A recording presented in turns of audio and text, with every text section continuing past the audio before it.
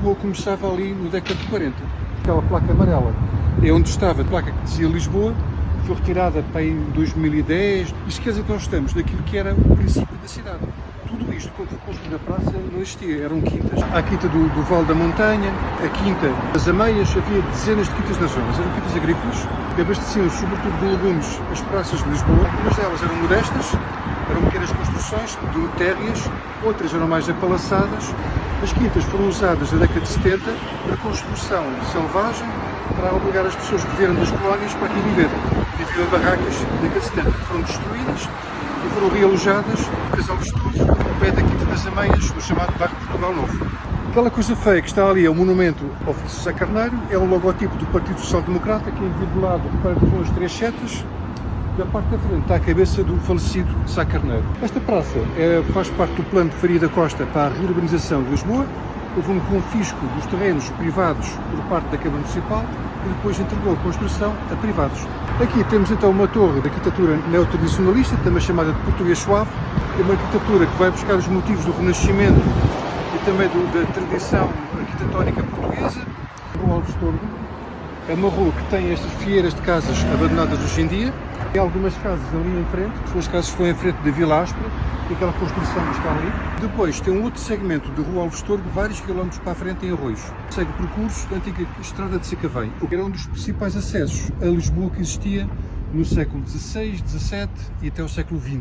Estas varandas, que também deram nome a estas casas como sendo a Quinta das Varandas, com uma altura de cerca de 7 a 10 metros.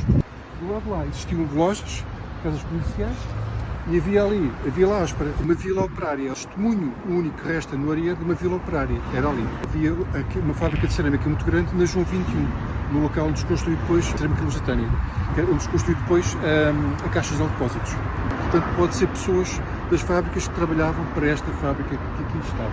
A fábrica foi feita na João 21 para dar material para a construção do Campo Pequeno, da Praça de Touros, que ela é feita de tijolos, coisa rara em Portugal, que é tijoleira. Estes tijolos são os tijolos fabricados na fábrica, onde hoje em dia ainda se vê a chaminé alta do forno principal da antiga cerâmica lusitânia. Estamos aqui no largo do Casal Vistoso. O Casal Vistoso era o nome da quinta do grande morgadio que pertencia no século XVI, XVII aos Lourenço de Almada, Câmara das Famílias Nobres, que participou na conspiração que reinstaurou a monarquia, onde se reuniu com os conspiradores no Palácio de Independência, hoje em dia situado na Baixa, ao pé do Teatro Dona Maria II. Este terreno do Casal Vistoso tinha 20 hectares no total, um território imenso, que pouco a pouco a família Lourenço de Almada foi retalhando e vendendo. Não estou apenas na toponímia, esta designação do Largo do Casal Vistoso, que é este largo que está aqui, que não é particularmente bonito, é verdade, é pelo menos um nome de testemunho de que existia algo aqui chamado assim, Vistoso. O Casal Vistoso vem de vista, que era uma vista extensa sobre as quintas que alimentavam Lisboa, vista a partir da Quinta das Ameias, que está por trás deste prédio. A freguesia do Arieiro tira o seu nome precisamente do Arieiro. É a areia que foi removida deste local, daqui até lá ao fundo, era um monte, e que serviu para a construção toda dos prédios do bairro do Arieiro, dos anos 40, finais dos anos 30 até anos 50. No topo deste monte de areia temos o chamado Palacete da Quinta das Ameias. Ali em cima vê-se uma parte branca, que era onde era a antiga cisterna, também chamada da Gruta. E trabalhadores da Câmara Municipal de Lisboa que terão encontrado naquela gruta algumas garrafas de vinho que na altura terão bebido. Se vê muitos fósseis que têm a ver da época do Miocénico, onde existiam crocodilos, elefantes anões, aqui pelo meio estão alguns. É possível entrar e ver o que é que está lá dentro. As crianças dos anos 70 e 80 ainda vinham aqui buscar bichos de seda. Nós estamos aqui em plena Alameda da Quinta das Ameias. De um lado, o Palacete da Quinta das Ameias, que é esta ruína que agora aqui resta. A parte de baixo tinha umas cavalariças. O andar de baixo era típico desta altura, era o andar de serviço. O andar de cima era o andar da família nobre que aqui vivia. Com toda a certeza, aqui no subsolo, vestígios da quinta do edifício do século XVI. O PCP comprou isto para construir aqui um edifício de 21 andares. Acharam que a obra era muito cara, porque implicava a remoção de toda a areia para tornar um nível idêntico ao princípio de Afonso Costa. Há um mito, uma maldição de quem construir aqui alguma coisa é sempre atacado por uma maldição.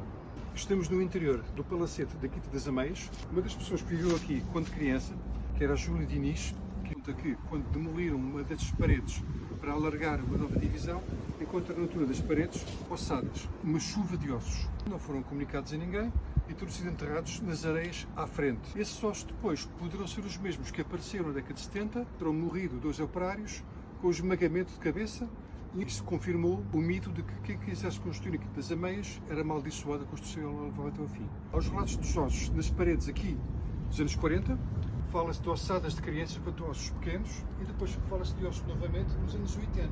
Os ossos que foram novamente reenterrados 3 vezes deverão estar ainda algures por aqui nessas redondezas. Se calhar quando construírem aqui o edifício de 21 andares, que está previsto, que está planeado, se calhar encontram os ossos. Isto são telhas. Vemos aqui pedras calcárias que têm fósseis. As telhas vieram de alguma coisa que existia aqui previamente. Temos alguns vestígios de azulejos pintados. Havia aqui azulejos de Delft. Delft é uma fábrica holandesa muito afamada de azulejos de muita qualidade. Mas aqui não são azulejos, são pinturas na parede. Portanto, deve ser uma réplica de outros azulejos que já não existem. Porque esta aqui já existia no século XVI, século XVII, século XVIII.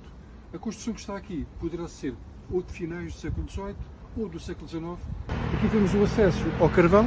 Por detrás estava o carvoeiro. Onde estamos? Havia um poço, que era uma das pontes de abastecimento da cisterna que existia mais abaixo.